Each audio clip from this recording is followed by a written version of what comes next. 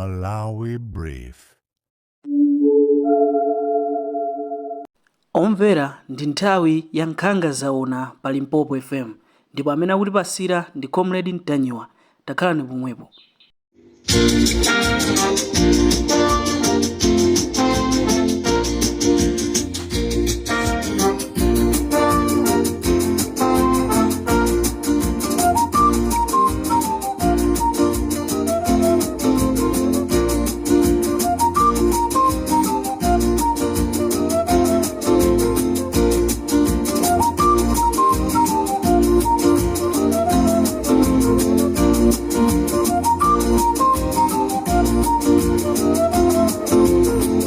Mwadzuka bwanji ya Malawi nonse konse kumene muli. This is Comrade Mtanyiwa pa Limpopo FM. Patatha masiku ochuluka tisanamve nkhanga zaona. Choyamba Malawi ndimafuna ndinene kuti ndithokoze kwambiri kwa onse amene akhala akuimba matelefoni kufunsa kuti Comrade Mtanyiwa muliko, muli moyo. Ndifuna ndiyamike kwambiri chifukwa cha chikondi chanu. Amalawi kukhala chete kumene ndinakhalako, anthu ambiri ayankhula zambiri koma timangomva. Ena kuti alandira chibanzi, hayi basi amenewa akhumudwa, zambiri zimene zimayankhulidwa. Koma china chilichonse chimakhala ndi nthawi yake. Timapuma, tinagwira ntchito. Kholingo ina ayankhula, kholingo ina afika pa Japoni na kuti mawu atuluke ndikumalephera. Ndiye tinati tipume kaye, tikhale kaye paka nthawi kuti tizibwezerese, tizitolere. Ndiye pano ndabwera ndi programu ija ya nkhanga zaona. Ngati ena timati amene uja wapita, zoyipa zathu sizululika. Ndiye ndabwera sopano kuzakhala. Muli bwanji kubomako? Kubomako muli bwanji? Miezi 5 imene APM walowa mboma, miezi 5 nduna za boma zina zagula malo a 1 million, 100 million, malo a 100 million, osati 1 million, malo a 100 million. Ndiye ndikufunseni inu ya Malawi, pa miezi 5 salale ya nduna ndi ndalama zingati? Munthu mmodzi kugula malo a 100 million, munthu mmodzi kugula malo a 300 million, munthu mmodzi yemweyo kukagula malo a 400 million.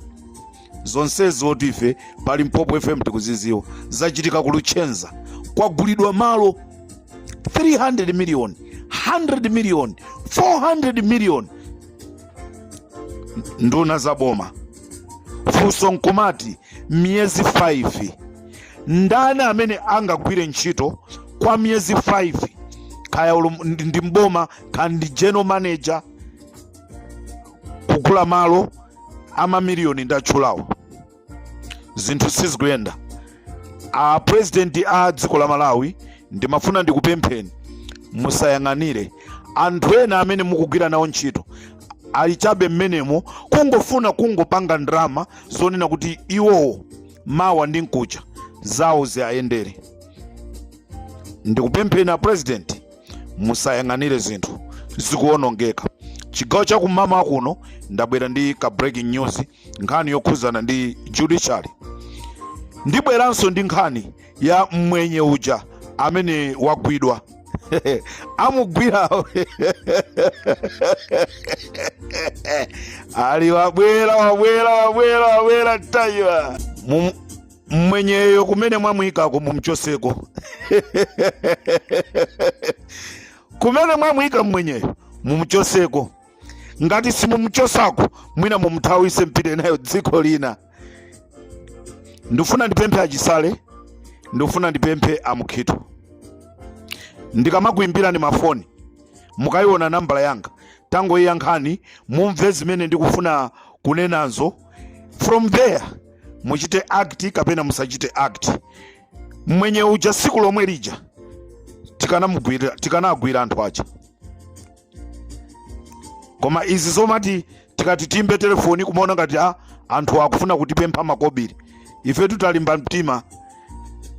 mtima tikwagwirira ntchito a Malawi kuti Malawi akhale bwino.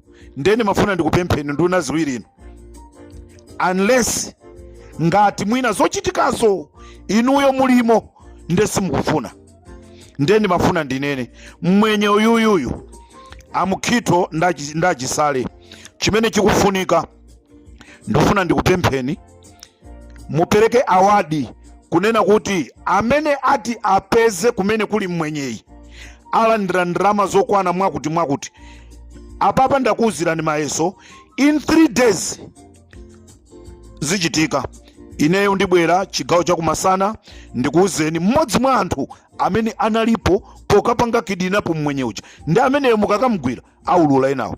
Limpopo ndi Comrade Ntanyo. Amalawi judiciary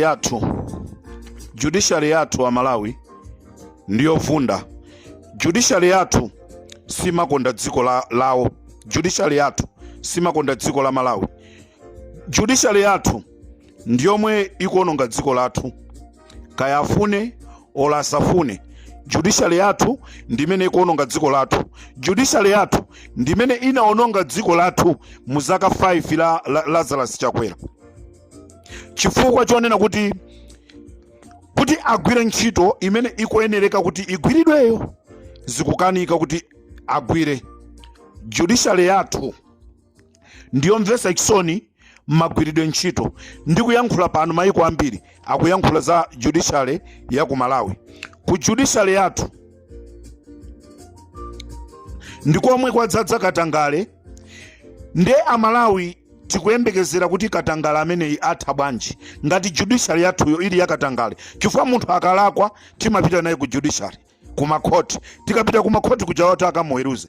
Nde oweruza aja ngati iwowo azaza ndi katangale, mukuganiza kuti pali mulandu umene uzapite ku judiciary anthu ndikukauluza? Sizingatheke. Ndi chifukwa chake nkhani za satazija munalinso anthu aku judiciary. Inu mukudziwa kunena kuti sata walowaso mboma iliri.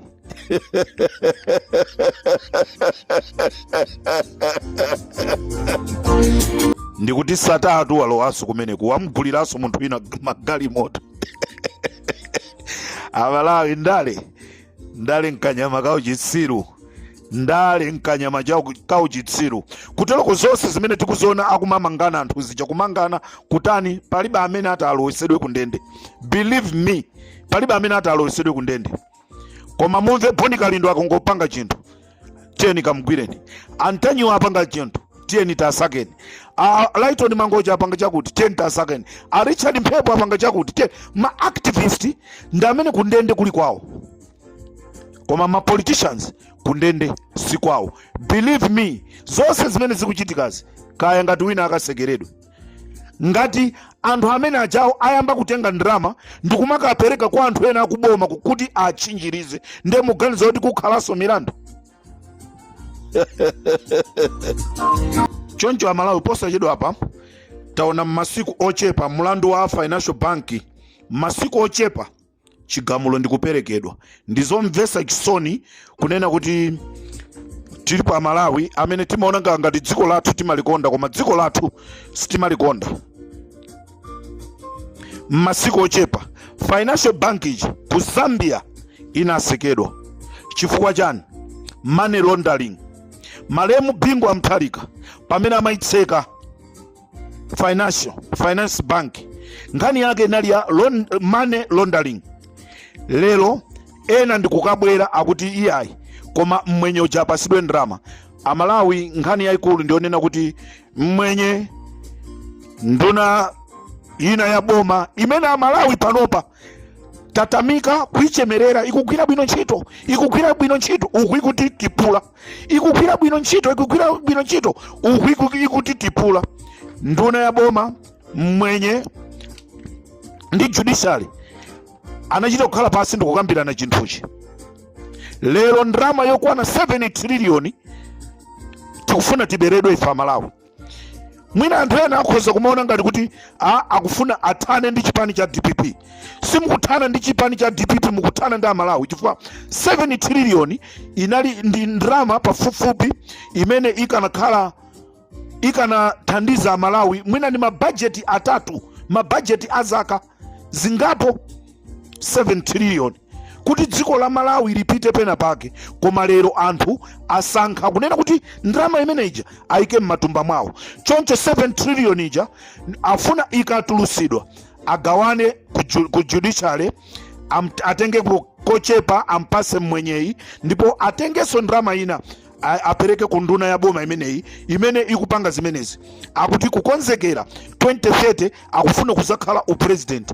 Nde muzititipula choncho, muzititipula choncho. Ndatitu ndabwera, sindikuyang'ana nkhope kuti awa ndalomwe, awa ndachewa, awa ndayawo. Momwe timagwirira ntchito ndi nthawi imene MCP imagwira pano paso tikupangaso zimenezozo. Nde ndikufuna ndikuuzeni kunena kuti ndikubwera ndi mapulogalamu mmene ndimabwerera nthawi zonse muja. Choncho Amalawi ndalama yokwana 7 trillion ija ndi ndalama imene judiciary yathu, nduna ina ya boma, komanso mwenye amene akunena financial bank iwo akambirana kuti agawane ndalama imene jayo. Ife Amalawi tizivutika. President wa dziko lino amadandaula zokhuza naso ndi judiciary, koma Amalawi dziwani kuti attorney general ndi nduna zina ndamene akufuna kumpweteka Mutharika. Zonse zimene zikuchitikazi akufuna kumpweteka Mutharika, koma akuiwala kunena kuti kumapeto kwa zonse ovutika ndife Amalawi. Justice Chikopa, Frank Mbeta, anthu awa sangakwanise kuwinisa mlandu boma chifukwa chonoti ndi anthu akatangali. Munthu kungobwera ndi ndalama amakopeka. It's very unfortunately people they are trying to bring confusion pakati pa a president ndi Mai Jenny Ansah, chifukwa chonena kuti akuopa kunena kuti Mai Jenny Ansah azikanena zona zenizeni kwa Peter Mutharika, ndi akufuna kubweresa kusagwirizana. Ndifuna ndipemphe a president a dziko la Malawi, musalole wina aliyense amene akubwera ndi mabodza kumeneko. Ndamva kale kwakhala kukubwera anthu nkumazanama kumenekoko. Cholinga mudane ndi Jenny Ansah, munamsankha Jenny Ansah, gwiranani ntchito Jenny Ansah, yendani chitsogolo. Inu ndi amene muzatuza Amalawi kuti pamene ine ndikupuma ndikufuna uyu. Ndipo Amalawi ndifuna ndikuuzeni, pamene APM akupita kokapuma, tikuyenereka tizakhale osamalisa ndi ochenjera pamene tufuna tizasankhe mtsogoleri wina, chifukwa tizasankha zinthu zokhala ngati president mmaonekedwe, koma zikakakhala pa president ipo zochita zawo zikakhala zosemphana ndi za upresident. Nde ndifuna ndikuchenjezeni Amalawi lero kunena kuti pamene tikupita kutsogoloku tikuyenereka kusankha anthu amene ali atsogoleri. Ngati tingosankhapo mwachimbulimbuli tidzalira, ngati tisankhe mwachimbulimbuli tidzalira. Choncho ndi chifukwa anthuwa akuchita chotekera kuti Peter Mutharika adane ndi Jenny Ansah, chifukwa akuopa kuti Jenny Ansah azimuza Mutharika zona zake zenizeni. Uthenga upita kwa president a dziko.